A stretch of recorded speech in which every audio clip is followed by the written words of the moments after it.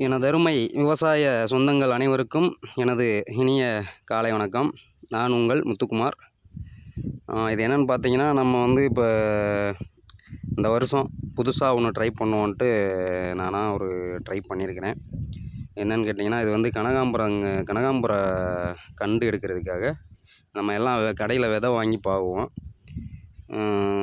நான் வந்து என்ன பண்ணியிருக்கேன்னா, என் தோட்டத்தில் கிடச்ச அந்த கனகாம்பரத்துலேருந்து பிடிக்கிற அந்த காய், அதில் இருக்கிற அந்த விதைகளை வந்து அப்படியே காயோடு அப்படியே நான் வந்து மண்ணை சரி பண்ணி ஒரு பாத்தி ரெடி பண்ணி அதில் வந்து தண்ணி ஃபுல்லாக நிரப்பிட்டு, அந்த தண்ணி மேலே நம்ம அந்த மாதிரி கனகாம்பர விதைகளை வந்து தூவி விட்டோம்னா அது முளைக்குதா என்னான்னு செக் பண்ணுறதுக்காக ஒரே ஒரு பாத்தி மட்டும் நான் அந்த வாட்டி ட்ரை பண்ணியிருக்கிறேன்.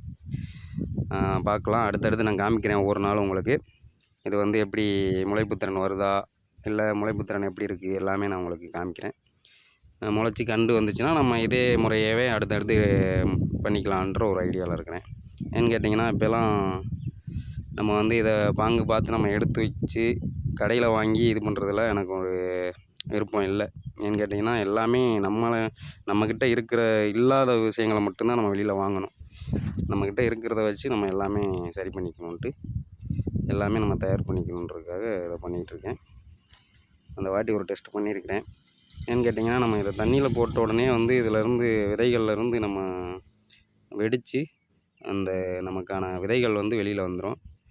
இது நமக்கு இந்த காய்கள் வந்து நமக்கு அந்த விதைக்கு ஒரு மூடாக்காவும் யூஸ் ஆகிக்கிறோம்.